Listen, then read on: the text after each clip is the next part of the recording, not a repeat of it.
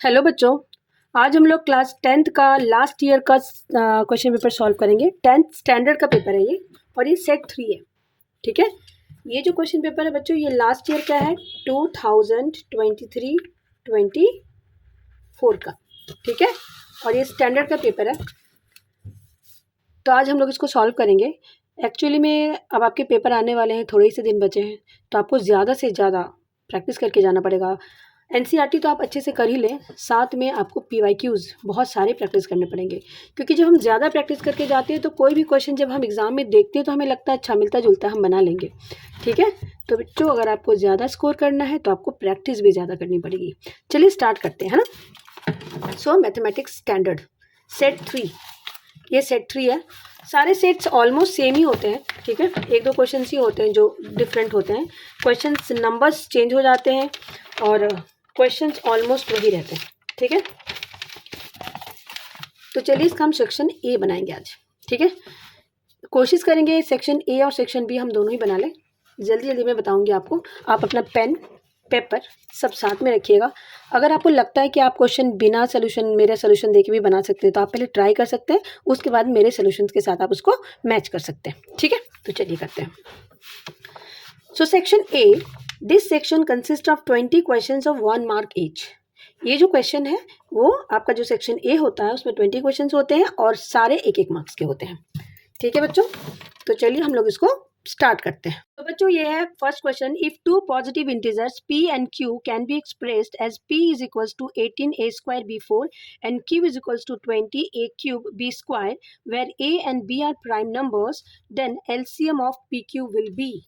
दो नंबर्स आपको गिवन है और उसका प्राइम फैक्टराइजेशन आपको गिवन है। आपको करना क्या है, आपको बताना है कि क्या उन दोनों नंबर का एलसीएम इसमें से कौन सा होगा। ठीक है, तो चलिए इसको बनाते हैं।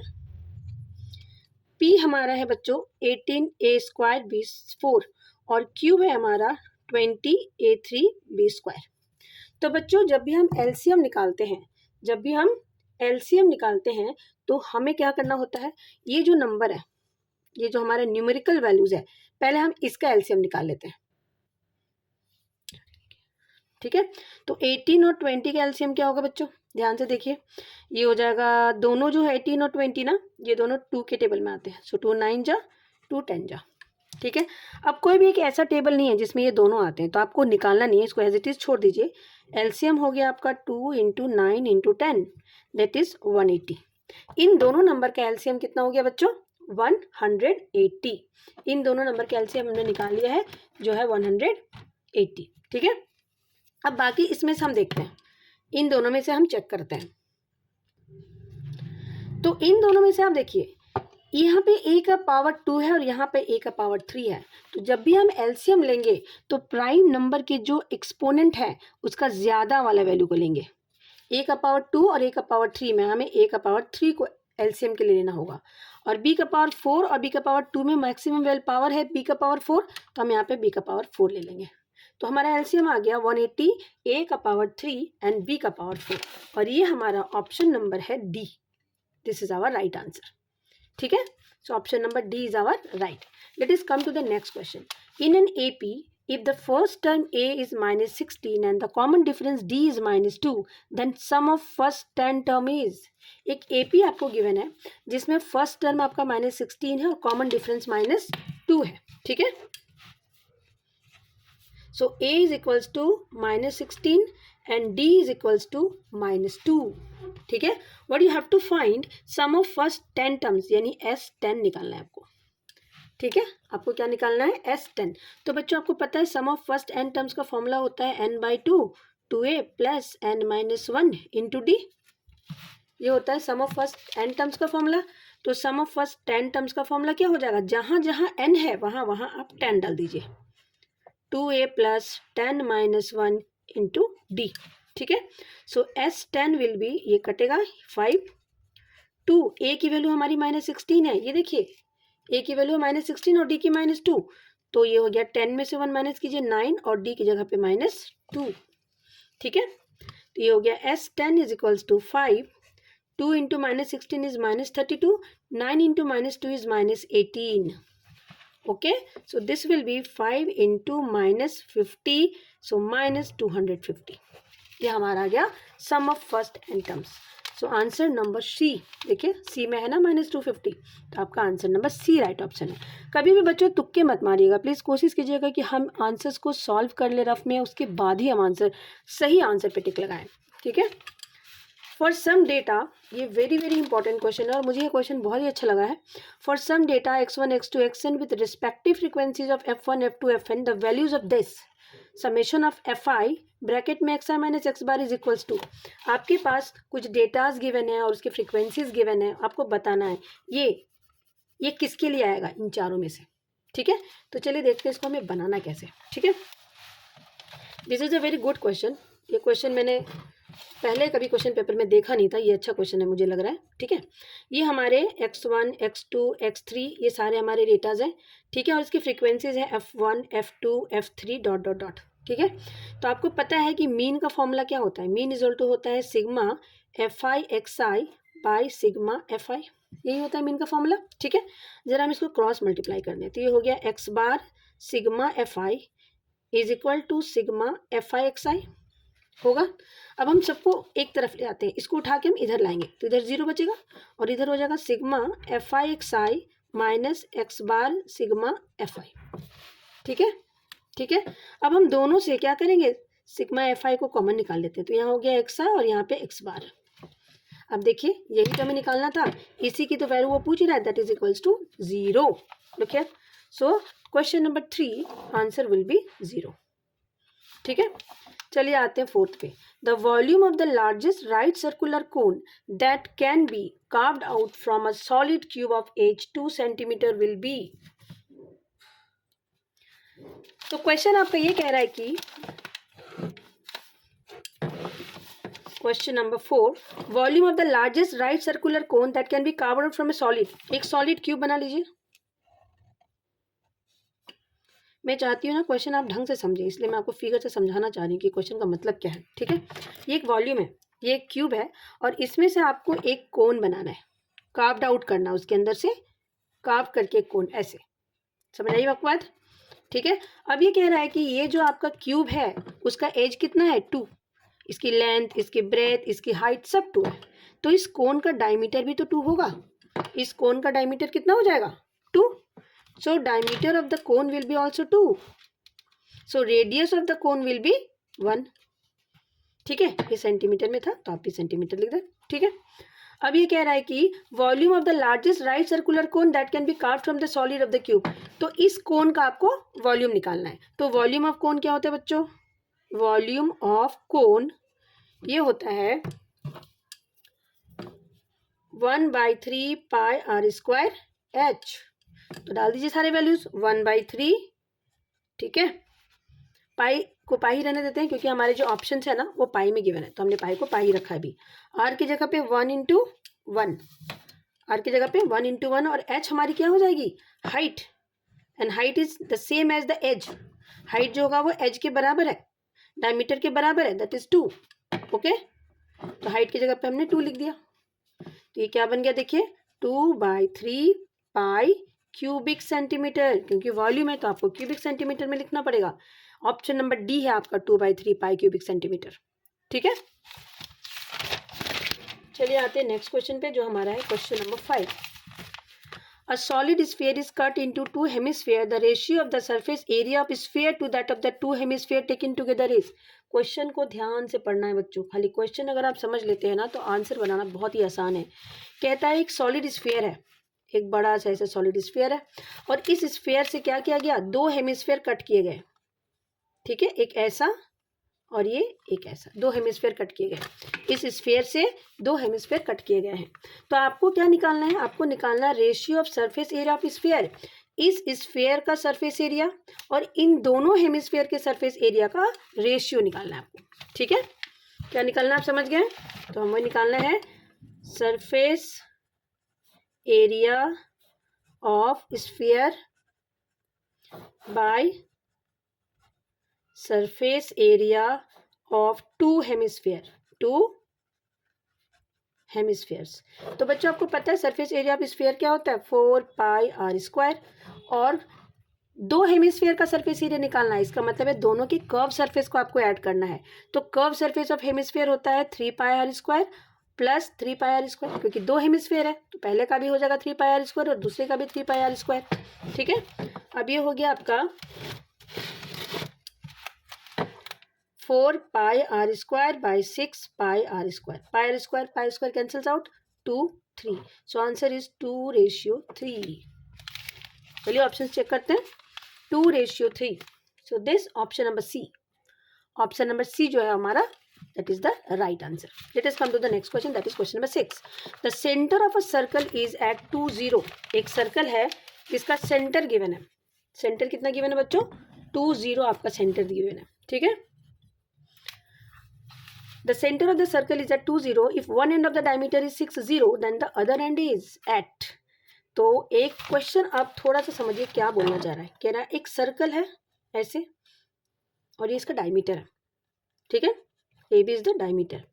कह रहा है इस सर्कल का जो सेंटर है वो है 2 0, ये ओ का कोऑर्डिनेट है 2 0 और एक पॉइंट बी का कोऑर्डिनेट कितना है, बी का कोऑर्डिनेट है 6 0। आपको इस ए का कोऑर्डिनेट निकालना है, आपको इस ए का कोऑर्डिनेट निकालना है। तो ए को हम एक्स वाई मान लेते हैं। ठीक है, आपको पता है ये जो ओ होगा, ये जो सेंटर होगा वो डायमीटर का मिड पॉइंट होगा, जो सेंटर होगा वो डायमीटर का मिड पॉइंट होगा। तो मिड पॉइंट का फॉर्मूला क्या होता है, x1 plus x2/2, y1 plus y2/2। But ओ का कोऑर्डिनेट तो हमारा गिवन है ना, 2 और 0, ओ का कोऑर्डिनेट हमारा गिवन है, दैट इज 2 0। ठीक है, तो बस हमें और करना कुछ नहीं है, सॉल्व कर देते हैं। ये देखिए ये x1 है, ये x2 है, सो x प्लस 6/2 और y प्लस 0/2 इक्वल टू, ये दोनों के जो आपके गिवन कोऑर्डिनेट्स हैं और जो आप निकालोगे सेम होने चाहिए, है ना। अब ये देखिए इसको हम इससे इक्वेट कर देते हैं। ठीक है, तो क्या हो जाएगा, x plus 6/2 is equals to 2।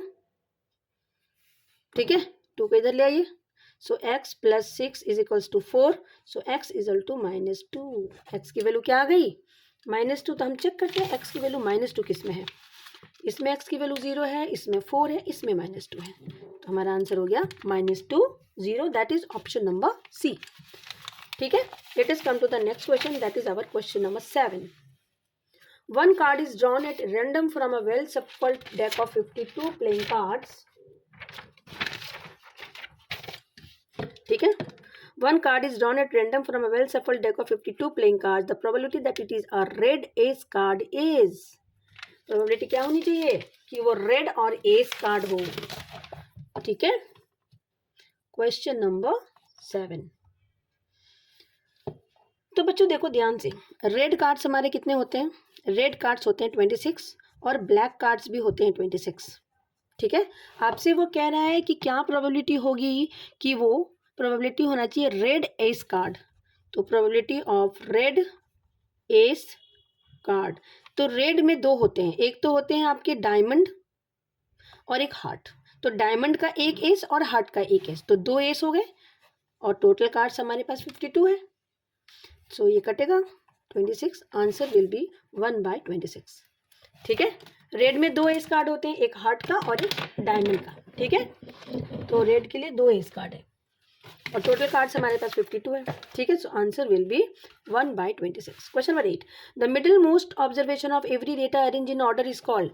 किसी भी डेटा का जो मिडिल मोस्ट पॉइंट होता है, अगर आपने उस डेटा को अरेंज करके लिखा है इन असेंडिंग और in descending order, then it is called median. Middle most को हम क्या कहते हैं बच्चों, मीडियन कहते हैं, याद रखोगे आप। For theta is equal to 30 degree, theta की वैल्यू कितनी गिवन है 30 degree, the value of 2 sin theta cos theta is, 2 sin theta cos theta की वैल्यू निकालनी है। तो देखिए 2 sin 30 degree cos 30 degree, 2 sin 30 degree की वैल्यू होती है बच्चों 1/2, है ना। sin 30 डिग्री की वैल्यू कितनी होती है 1/2, सो दिस इज 1/2 और cos 30 डिग्री की वैल्यू होती है √3/2। ठीक है, ये 2 और ये 2 कैंसिल, सो आंसर हो गया आपका √3/2 और √3/2 हमारा जो है वो ऑप्शन नंबर बी है। ठीक है, so B is our right answer. Let us come to the next question, question number 10. If the roots of the equation this are real, अगर रूट्स क्या है, रियल और इक्वल है, तो रियल और इक्वल रूट्स कब होता है, जब d इज इक्वल्स टू हमारा 0 हो जाए. ठीक है, when discriminant d is equals to 0, तब रियल और इक्वल रूट्स होते हैं. तो d इज इक्वल्स टू 0, यानी b square minus 4ac is equals to 0. ठीक है, यहाँ से हम b स्क्वायर निकाल लेते हैं 4ac. अब 4 को हम इसके नीचे ले जाते हैं, B square by 4 equal to A C. जरा देखिए कौन सा ऑप्शन है ये, B square by 4 equal to A C. This is my our option number C, B square by 4 equal to A C. बस यही आपको लिखना था. चलिए आते हैं क्वेश्चन नंबर 11 पे. From the data 1, 4, 7, 9 and 16, 21 and 25. ठीक है, एक डेटा गिवन आपके पास. If all the even numbers are removed, अगर सारे इवन नंबर को आपने हटा दिया, अगर सारे इवन नंबर को आपने हटा दिया, then the probability of getting a random a prime number from the remaining is. तो जो बचेंगे उसमें से प्राइम नंबर की प्रोबेबिलिटी क्या होगी. ठीक है, जो बचेंगे उसमें से प्राइम नंबर की प्रोबेबिलिटी क्या होगी. Question number 11. तो देखिए हमारे पास जो गिवन डेटा है वह 1, 4, 7, 9, 16, 21 एंड 25. अब वो कह रहा है कि इसमें से आपने ऑल इवन नंबर्स को रिमूव कर दिया. तो इवन नंबर हमारा ये हट गया, इवन नंबर हमारा ये हट गया. ठीक है, बचा क्या बच्चों, बचा 1, 7, 9, 21, 25. अब कहता है कि क्या प्रोबेबिलिटी है getting a prime number. So probability of getting a prime number, of getting prime number, prime number की प्रोबेबिलिटी. तो देखिए इसमें से प्राइम कौन कौन सा है जरा चेक करते हैं हम. 1 is neither prime nor composite, 1 ना तो प्राइम है ना कंपोजिट है. 7 है प्राइम नंबर क्योंकि ये सिर्फ अपने टेबल में आता है. 9 इज अ कंपोजिट नंबर क्योंकि 9 3 के टेबल में आता है. 21 इज अ कंपोजिट नंबर, ये भी 3 और 7 के टेबल में आता है. 25 इज अ कंपोजिट नंबर क्योंकि ये 5 के टेबल में आता है. ठीक है, तो हमारे पास सिर्फ एक ही ऐसा नंबर है जो प्राइम है. अगर हमने इवन नंबर को हटा दिया तो सिर्फ एक नंबर ऐसा है जो प्राइम है. सो हमारी प्रोबेबिलिटी हो जाएगी 1/5 क्योंकि बचे हुए नंबर हमारे 5 है तो नीचे 5 होगा और प्राइम उसमें से एक है तो 1/5. तो 1/5 हमारा ऑप्शन नंबर है यहाँ पे बी. ठीक है, चलिए आते हैं क्वेश्चन नंबर 12 पे. AD is a median of triangle ABC. AD क्या है, ABC का मीडियन है with vertex this this and this, और इसके वर्टेक्स आपको गिवन है. Length AD is equal to, तो AD का लेंथ निकालना है आपको. ठीक है, तो चलिए थोड़ा सा इसको ना फिगर से समझते हैं. ये एक ट्रायंगल है ABC. अब कह रहा है AD इसका मीडियन है. मीडियन का मतलब क्या होता है, मीडियन मतलब है कि ये जो D है हमारा, D is the mid point of BC. This side and this side are equal. ठीक है, अब इन तीनों पॉइंट्स के आपके वर्टेक्स गिवन है. ठीक है, A का गिवन है 5 - 6, B का गिवन है 6, 4 और C का गिवन है 0, 0. ये सारे वर्टेक्स हमारे गिवन है. आपसे कह रहा है कि ये लेंथ AD निकालो, AD निकालो. तो AD निकालने के लिए हमें A और D दोनों के कोऑर्डिनेट्स चाहिए, बट D के कोऑर्डिनेट्स तो हमारे पास है नहीं. तो D का कोऑर्डिनेट हम कहाँ से निकालेंगे, इस BC का मिड पॉइंट है D, तो D का कोऑर्डिनेट हो जाएगा x1 + x2/2 and y1 + y2/2. This is x1, this is x2, this is y1, this is y2. तो D हो जाएगा 6 + 0/2, 4 + 0/2. सो 6/2 दैट इज 3 एंड 2. D का कोऑर्डिनेट्स हमने निकाल लिया. D का कोऑर्डिनेट्स निकल गया 3, 2. अब हमें ये लेंथ AD निकालना है. तो AD निकालने के लिए हमें डिस्टेंस फॉर्मूला लगाना पड़ेगा, है ना. डिस्टेंस फॉर्मूला क्या कहता है, AD is equal to √of x2 - x1 का स्क्वायर प्लस y2 - y1 का स्क्वायर. x2 कितना है बच्चों, देखो ये हो गया x1, ये y1, ये x2, ये y2. ठीक है, ये हो जाएगा 5 - 3 का स्क्वायर प्लस 6 - 2 का स्क्वायर. ठीक है, ये हो गया 5 - 3 दैट इज 2, 2 का स्क्वायर 4 और ये -8 - 64. ठीक है, तो √68. देखते हैं कौन सा ऑप्शन है आपका, 68 unit, that is option number A. ठीक है, चलिए आते हैं क्वेश्चन नंबर 13 पे. 2 dice are rolled together, the probability of getting sum of numbers on the 2 dice is 2, 3 और 5. 2 डाइस को एक साथ रोल किया गया. तो बच्चों जब 1 डाइस को हम रोल करते हैं तो 6 आउटकम्स होते हैं, 6 आउटकम्स. जब 2 डाइस को हम रोल करते हैं तो 6 का पावर 2 यानी 6 × 6 36 आउटकम्स होंगे. ठीक है, ठीक है। जब हम 2 डाइस को रोल करेंगे तो 6 का पावर 2 यानी 36 आउटकम होंगे। तो इन 36 आउटकम में से कह रहा है कि क्या प्रोबेबिलिटी होगा कि आपका जो सम है नंबर का, sum of both the number should be 2, 3 और 5, या तो 2 हो या तो 3 हो या तो 5 हो। ठीक है, तो बच्चों देखो 2 की प्रोबेबिलिटी क्या हो जाएगी, 2 की प्रोबेबिलिटी क्या हो जाएगी, या तो दोनों में 1 1 आए तभी 2 होगा। 3 की प्रोबेबिलिटी हो जाएगी या तो 2 1 आए या तो 1 2 आए। ठीक है, और 5 की क्या हो जाएगी बच्चों, 1 4 आ सकता है, 4 1 आ सकता है, 2 3 आ सकता है और 3 2 आ सकता है। ये 5 की प्रोबेबिलिटीज हैं।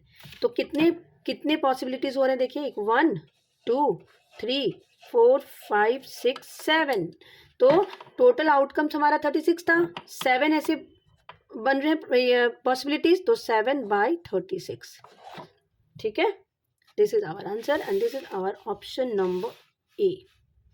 ठीक है, क्वेश्चन नंबर 14 है हमारा, if the distance between the point this and this is 15 unit then the value of x is. 2 point का डिस्टेंस गिवन है, वैल्यू ऑफ एक्स निकालना है। ठीक है, कौन कौन से 2 पॉइंट है देखिए, एक पॉइंट है 3 - 5 और एक पॉइंट है x - 5। ठीक है, तो distance between the point this and this is, इनके बीच का जो डिस्टेंस है, ये डिस्टेंस आपका गिवन है कितना, 15 यूनिट। तो आपको निकालना है क्या है, इस x की वैल्यू निकालनी है। इस x की वैल्यू कैसे निकलेगी बच्चों, देखो डिस्टेंस फॉर्मूला लगा दीजिए, √of x - 3 का स्क्वायर प्लस -5 प्लस 5 का स्क्वायर इज इक्वल्स टू, ये जो डिस्टेंस है आप डिस्टेंस के बराबर ही होगा, दैट इज 15। ठीक है, ठीक है, अब देखिए यहाँ पे ये हो गया x - 3 का स्क्वायर प्लस ये 0 हो गया और ये 15। ठीक है, अब हम क्या करेंगे, स्क्वायर इसको देखिए, ये इसको हम लिख सकते हैं कि स्क्वायरिंग बोथ साइड। क्या करेंगे, स्क्वायरिंग भी करने की जरूरत नहीं, डायरेक्ट रूट का हम उधर ले जाते हैं, ये रूट और ये खत्म हो जाएगा, ये रूट और ये खत्म हो गया। ठीक है, तो ये बच गया आपका क्या, x - 3 इज इक्वल्स टू 15। ठीक है, तो रूट में जब भी वैल्यूज आते हैं बच्चों, तो ये क्या आता है, ये प्लस माइनस दोनों वैल्यूज आते हैं। ठीक है, तो x की वैल्यू हो गई आपकी 15 + 3 दैट इज 18। ठीक है, आपको इस 15 को प्लस माइनस दोनों में लेना पड़ेगा, एक बार प्लस और एक माइनस। तो जब आप प्लस लोगे तब ये वैल्यू 18 आ जाएगी, और जब आप माइनस लोगे तो ये आ जाएगी x - 3 = -15। So x = -15 + 3 that is -12। तो दो वैल्यूज आपके आएंगे -12 और 18। ठीक है, देखिए -12 और 18 कौन सा वैल्यू है, ये बी पार्ट है, this is our option number B. ठीक है, 14 क्वेश्चन हो गया हमारा, आते हैं क्वेश्चन नंबर 15 पे। In the given figure, graph of the two linear equations are shown. The pair of these linear equation is, graph show कर रहा है और आपको बता रहा है कि पेयर ऑफ linear equations क्या होगा। तो ये जो ग्राफ था ना, ये देखिए ग्राफ यहाँ से यहाँ तक, ये ऐसा है और ये ऐसा है। तो बच्चों देखो, इसको जब आप बढ़ाओगे तो कहीं ना कहीं जाके ये इंटरसेक्ट करेगा। ठीक है, तो ये इंटरसेक्टिंग लाइन बनेगा, और इंटरसेक्टिंग लाइन के लिए जो हमारा ग्राफ होता है, जो हमारा सोल्यूशन होता है, वो कंसिस्टेंट विथ यूनिक सोल्यूशन। ठीक है, अगर पैरेलल लाइंस होते तो इनकंसिस्टेंट होते, नो सोल्यूशन होता। अगर ग्राफ कहीं ना कहीं कट करेगी तो वो यूनिक सोल्यूशन होगा और कंसिस्टेंट होगा। अगर ग्राफ एक ही लाइन के ऊपर दूसरी लाइन लाई करेगी तो इन्फिनाइट मेनी सोल्यूशंस होंगे और ये भी कंसिस्टेंट होगा। ठीक है, चलिए आते हैं क्वेश्चन नंबर 16 पे। If alpha and beta zeroes of the polynomial this then 1/α and 1/β is. ये अल्फा बीटा वाले क्वेश्चन बच्चों जरूर आते हैं, मैंने अल्फा बीटा के क्वेश्चंस बनाए हैं जो एग्जाम में आते हैं, आप प्लीज इसको एक बार देख लीजिएगा। ठीक है, क्वेश्चन नंबर 16 है ये। ठीक है, हमारे पास जो इक्वेशन गिवन है वो है x² - 5x, जो पॉलिनोमियल गिवन है वो है 6x² - 5x - 4। तो यहाँ से हम a b c पहले निकाल लेते हैं। a हमारा हो गया 6, ठीक है, और b हो गया हमारा -5 और c हो गया हमारा -4। ये याद रखना आपको। ठीक है, अब ये क्या कह रहा है, कह रहा है अल्फा बीटा जो है वो इस पॉलिनोमियल के क्या है, जीरोज हैं। अल्फा बीटा इस पॉलिनोमियल के क्या है, जीरोज हैं। ठीक है, देन 1/α + 1/β क्या होगा, तो अगर इसके जीरोज को हमने अल्फा बीटा मान लिया तो अल्फा प्लस बीटा क्या हो जाएगा बच्चों, -b/a, यानी -5/6 दैट इज 5/6। ठीक है, और अल्फा इंटू बीटा क्या हो जाएगा बच्चों, c/a, यानी -4/6, तो दिस इज -2/3। ठीक है, तो हमने अल्फा प्लस बीटा और अल्फा बीटा को निकाल लिया। ठीक है, अब हमें निकालना क्या है, हमें कह रहा है कि 1/अल्फा प्लस 1/बीटा निकालो। तो चलिए इन दोनों का एलसीएम अल्फा बीटा हो गया, इसको क्रॉस मल्टीप्लाई कर दीजिए, अल्फा प्लस बीटा, और अल्फा प्लस बीटा की वैल्यू हमारे पास है 5/6 और इसकी वैल्यू है -2/3। 3 1 3, 3 2 6। ठीक है, तो ये आंसर आपका हो गया 5/2 into 1/-2 and that will B 5/-4, जिसको आप लिखोगे -5/4।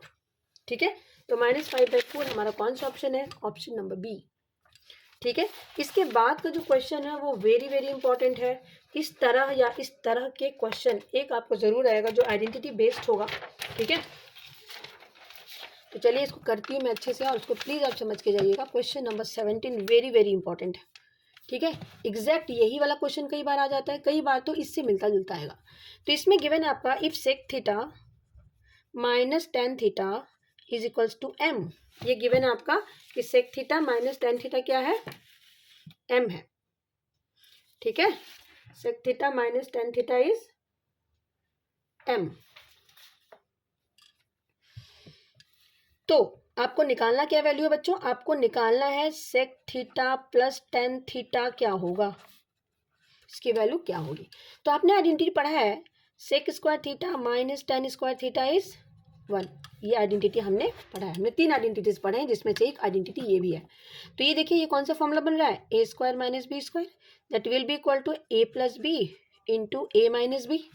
ठीक है, तो ये हो गया sec square theta minus tan square theta equal to sec theta plus tan theta, और ये sec theta minus tan theta, और इसकी वैल्यू कितनी है, इसकी वैल्यू तो 1 है, इसकी वैल्यू क्या है 1 है।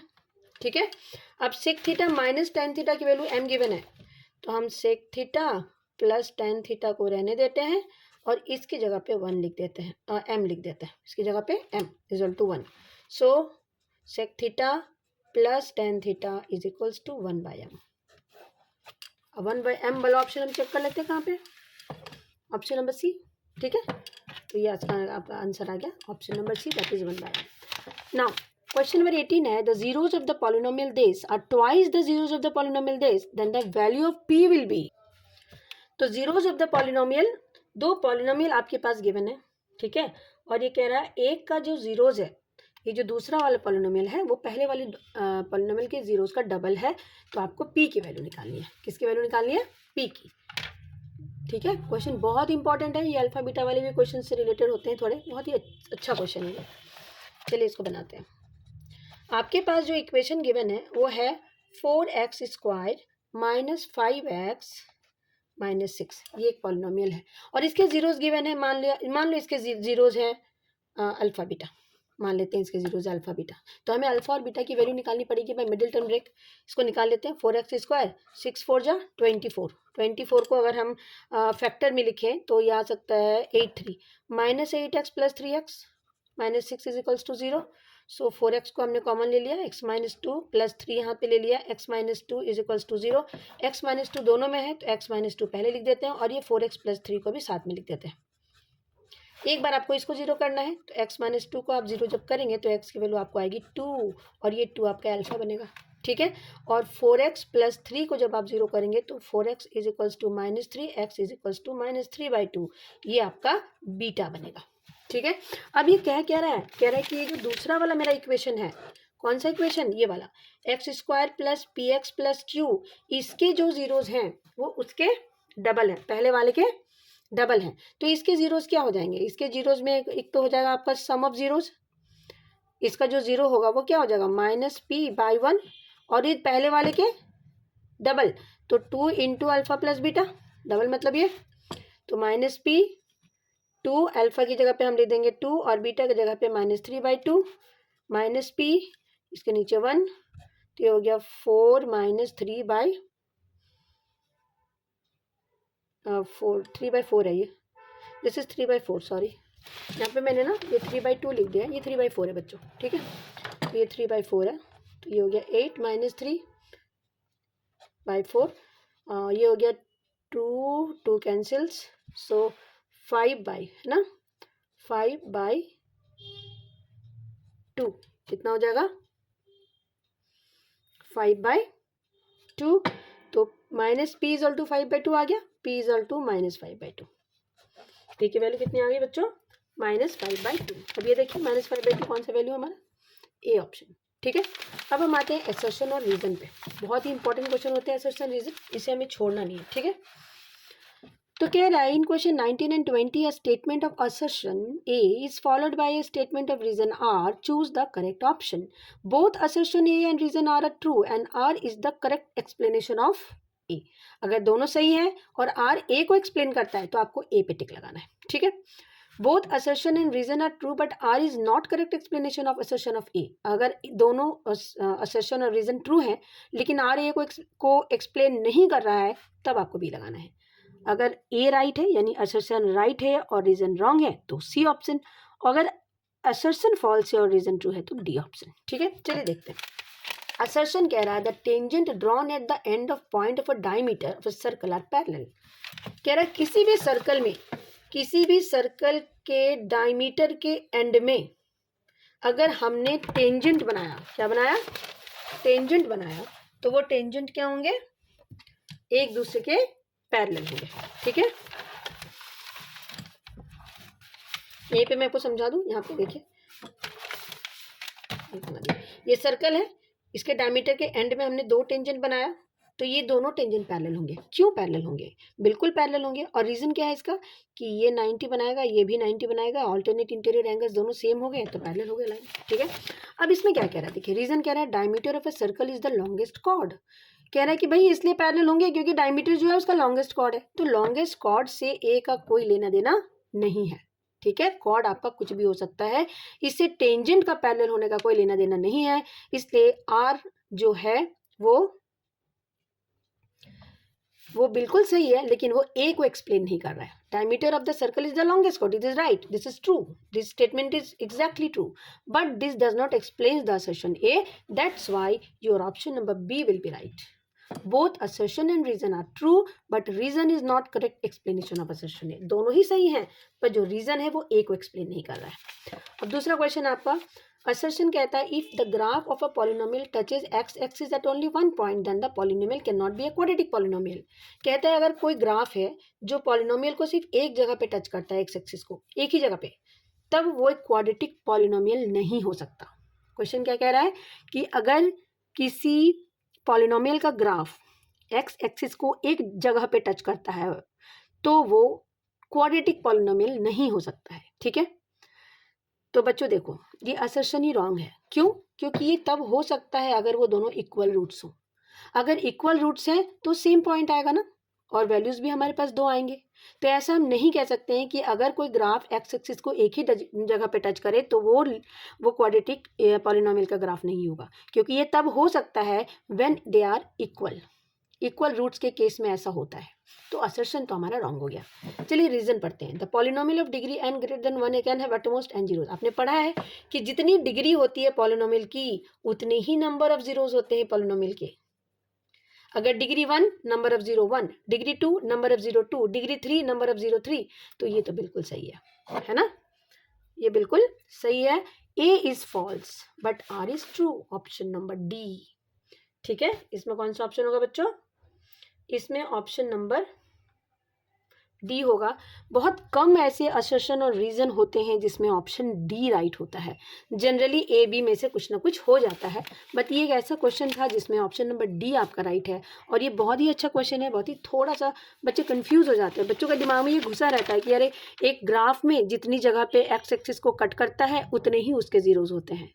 तो हाँ, ये बात बिल्कुल सही है, उतने ही जीरोज होते हैं। अगर आपको ग्राफ देख कर पूछा जाए कि बताओ इस ग्राफ में कितने जीरोज हैं, तो आप नंबर ऑफ पॉइंट पे एक्स एक्सिस को जितनी जगह कट कर रहा है बोल दोगे 3 जगह पे कट कर रहा है तो 3 जीरोज हैं, 2 जगह पे कट कर रहा है तो 2 जीरोज हैं। लेकिन इसका अगर एक जगह पे टच कर रहा है तो इसका ये हरगिज मतलब नहीं है कि सिर्फ एक ही जीरो होगा। ये तब हो सकता है जब आपके पास 2 इक्वल रूट्स हों। ठीक है, तो ये हमारा सेक्शन ए था जो हमने कर लिया है। 20 मार्क्स के क्वेश्चन थे, बहुत ही अच्छा क्वेश्चन पेपर था, क्वेश्चन भी अच्छे थे इसमें से। आज इसके हम बी पार्ट को थोड़ा कर लेते हैं, सेक्शन बी। वीडियो ज़्यादा लंबा नहीं करना है मुझे, मैं कोशिश करूँगी बी को जल्दी जल्दी कराने की, ठीक है।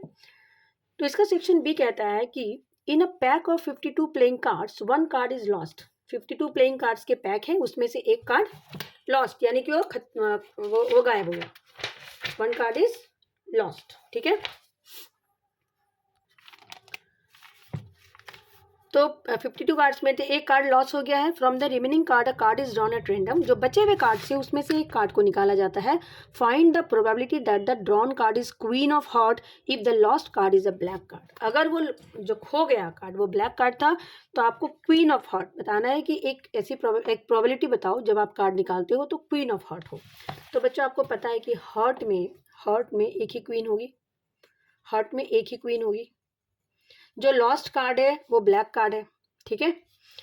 तो इससे हमें कोई लेना देना नहीं है इसका। हमारे पास अब कितने कार्ड्स बचे, पहले 52 था, एक लॉस्ट हो गया तो 51 कार्ड्स बचे हैं, ठीक है। हमारे पास 51 कार्ड्स बचे हैं। So probability of getting queen of heart,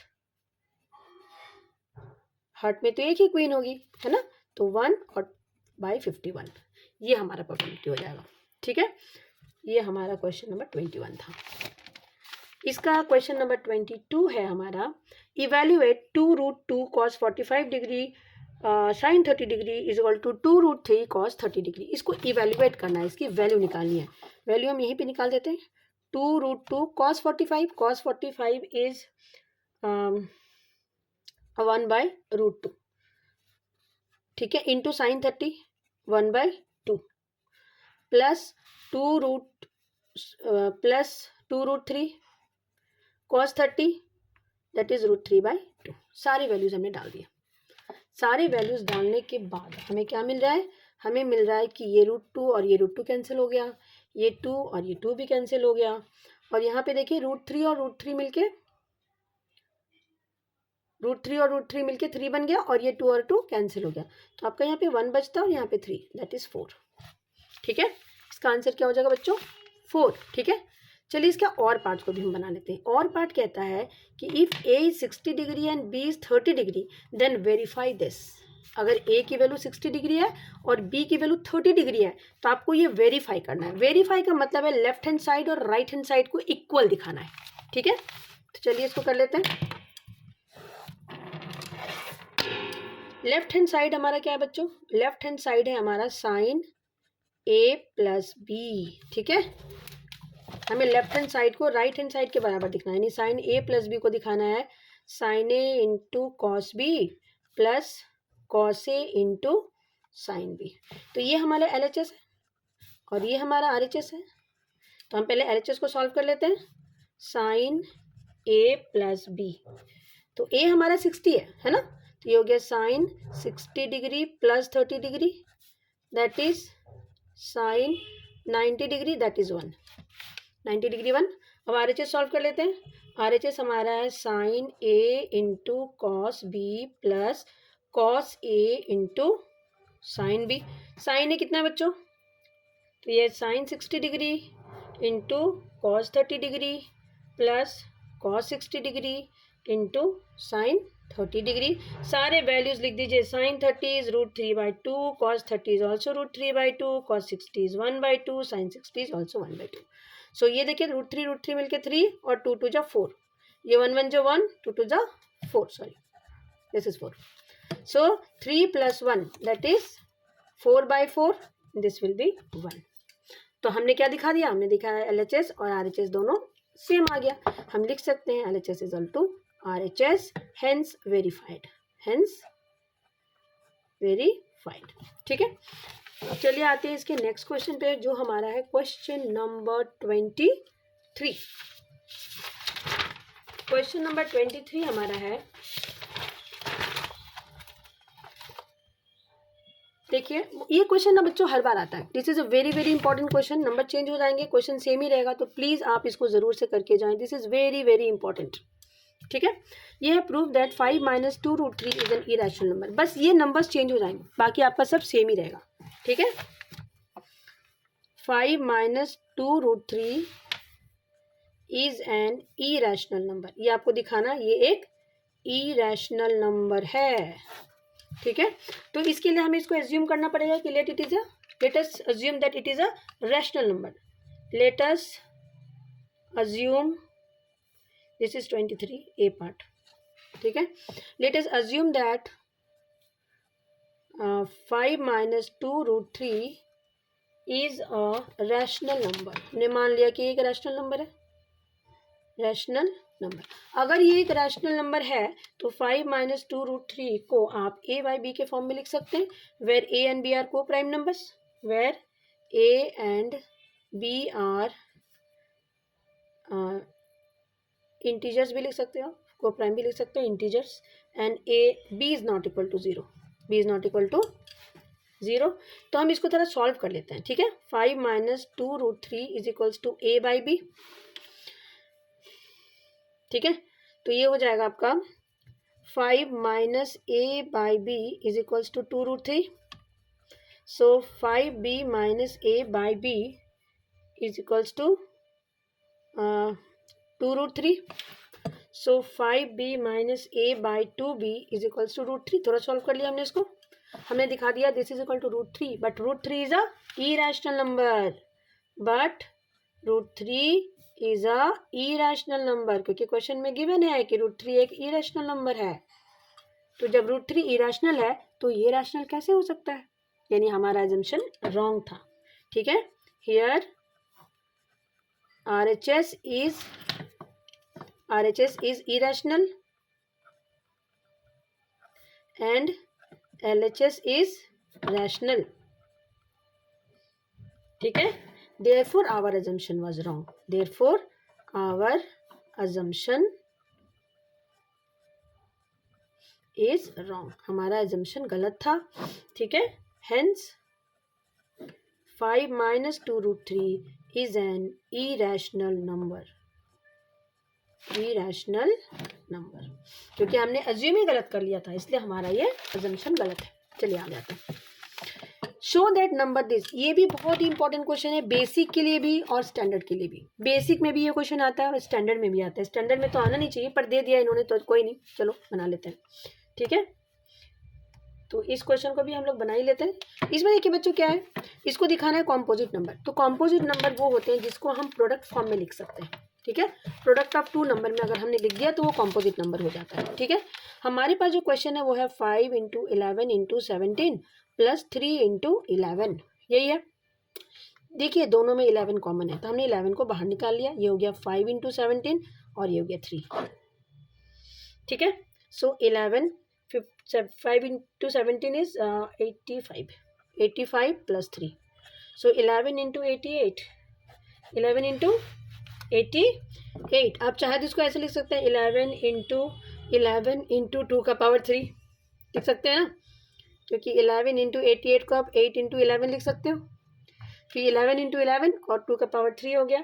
it means जब भी आप किसी नंबर को प्रोडक्ट ऑफ 2 फैक्टर में लिख सकते हैं then it is a composite number.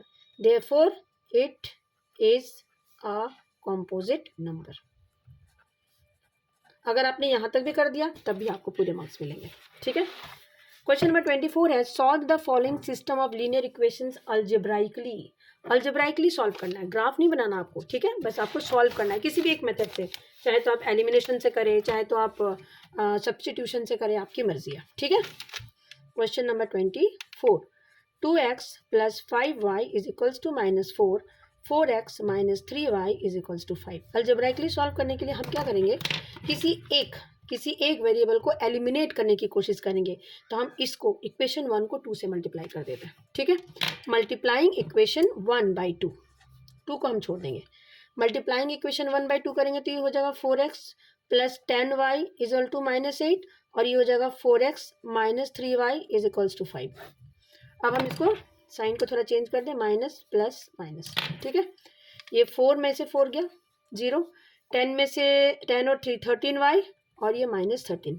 So y is equal to -1. y की वैल्यू क्या आ गई बच्चों, -1. y की वैल्यू किसी भी एक इक्वेशन में आप डाल दीजिए तो आपको x मिल जाएगा. Put y is equal to -1 in equation 1. अब इस वैल्यू को हम इक्वेशन 1 में डाल देते हैं. इक्वेशन 1 है हमारा 2x plus 5 into -1 is equal to -4. So 2x minus 5 equal to minus 4, so 2x equal to minus 4 plus 5, ठीक है। सो 2x इजल टू 1, ठीक है। सो x इजल टू 1/2, यही आपको निकालना था, x और y की वैल्यू। y की वैल्यू कितनी आ गई -1 और x की 1/2, ठीक है। अब हमारा सेक्शन बी का ये लास्ट पार्ट है जो है question number 25। Very very important question है क्वेश्चन नंबर 25, ठीक है। इसको हम लोग कर लेते हैं फटाफट। क्वेश्चन नंबर 25 कहता है कि इन द ट्रायंगल ABC, पहले मैं आपको फिगर से थोड़ा समझा दूँ। फिगर बहुत ही इंपॉर्टेंट होता है, अगर आपने फिगर समझ लिया है तो आप कोई भी क्वेश्चन कर सकते हो, ठीक है। ये आपका फिगर गिवन है, ये आपका A, ये है B, ये है C, ये है D और ये है E, ठीक है।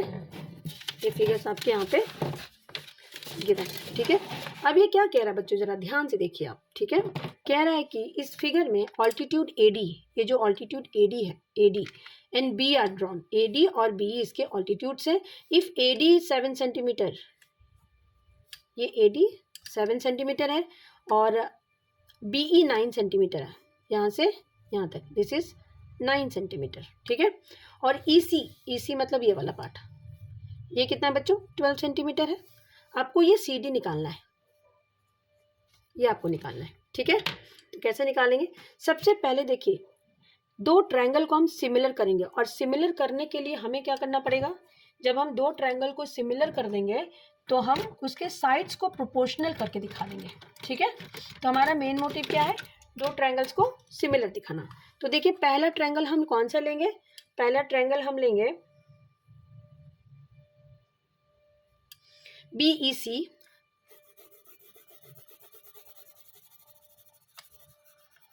ये BEC है हमारा, ठीक है, आपको दिख रहा है, ठीक है। और दूसरा ट्रायंगल हम ले लेंगे ADC,